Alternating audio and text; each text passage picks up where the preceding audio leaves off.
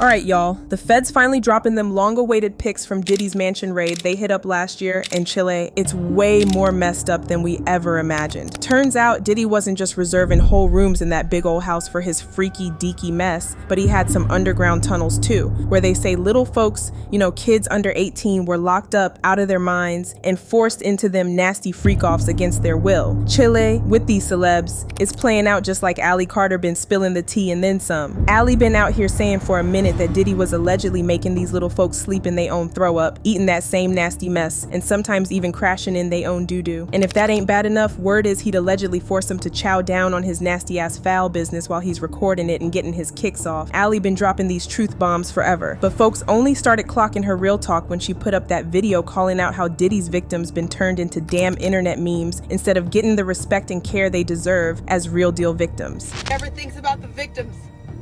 Nobody. The victims' lives get turned around when the lives want to just get announced. You slap them on the wrist and you bring up every source of trauma for the victim.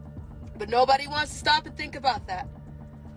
We're not talking about the victims that are still going through this right now with other people who are running to cover their and deleting their social media. Diddy has also been doing something called the pig night, which he got the idea from Hugh Hefner. According to sources, Hugh would sit at the head of the table smoking his famous pipe while the hookers drank and ate with movie and TV stars. They say the girls would get ratings and quit medical checks before slipping out of the room for a rendezvous with the celebs. While folks in the mansion knew what Hefner and his cohorts labeled the evening, they say he insisted they were never to be called pigs, nor were they told what everyone around them was calling the event behind their backs. Every Thursday night, Hefner had two bring up 5 or 6 girls each in their cars. It was girls that they would pick up on Sunset Strip. At that time, Sunset Boulevard was a very big prostitution place. That's where you went to pick up somebody. It was called Pig Night, but we as butlers were always told, do not call them pigs. This was Hefner's term for them. I don't know why he called them pigs.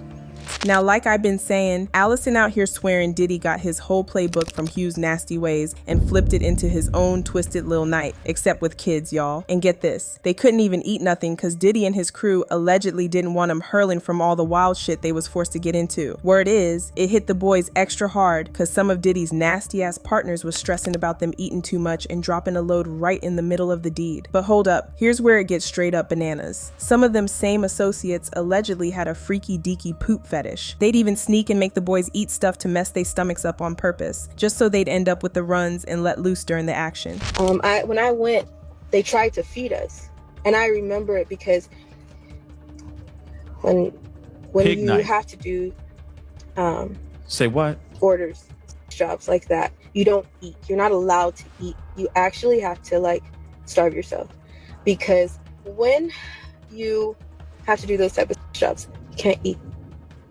because you will throw up.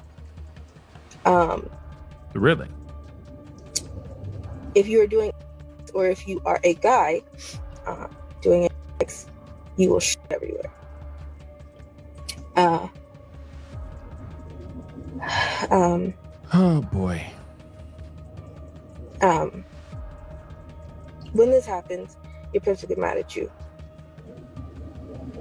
Really mad at you.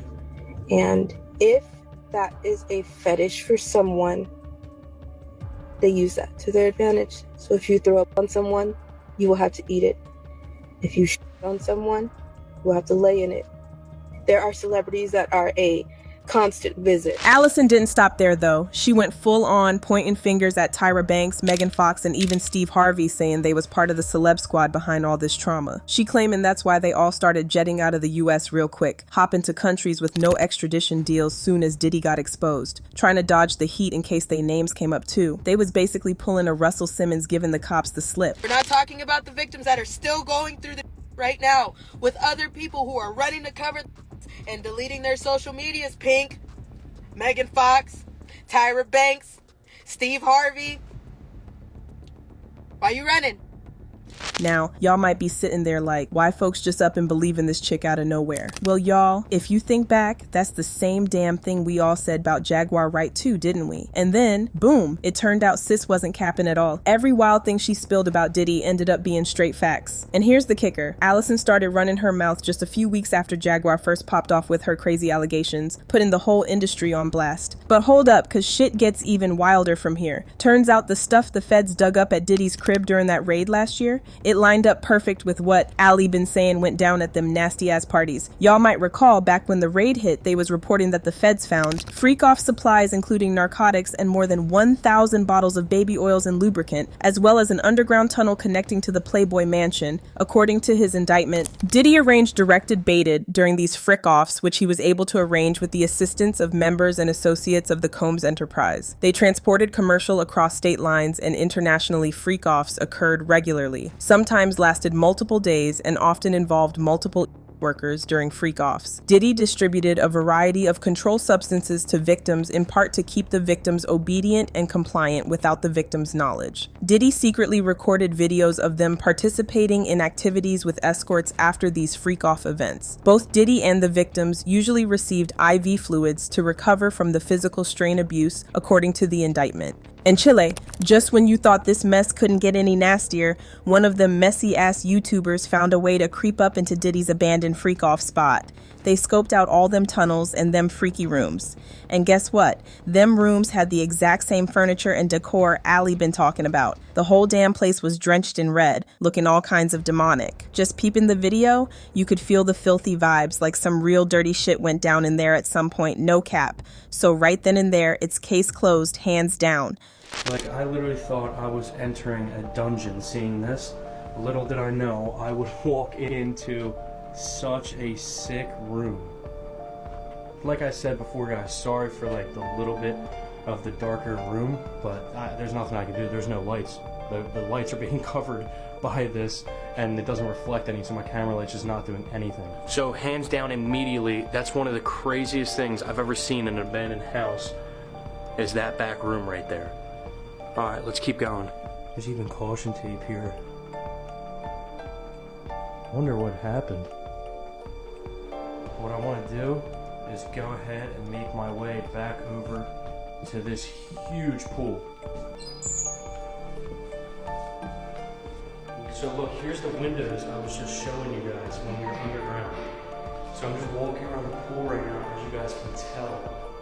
It's a really big pool, and it's actually a deep pool. Look at this room though. How often do you ever see anything like this?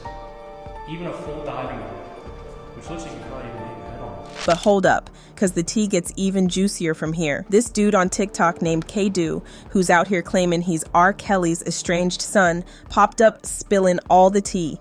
He said he got caught up in one of Diddy's freak-offs back when he was just a kid.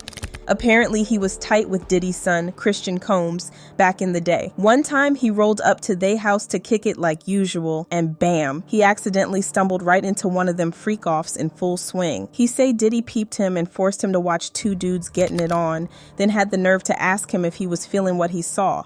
While Diddy was running his mouth, another door swung open, and who does he clock strolling out? Meek Mill, August Alsina, and Soulja Boy, looking like they'd been freaking it up together for hours, y'all. Hey, so y'all remember when I used to be cool with Diddy's son, King, right?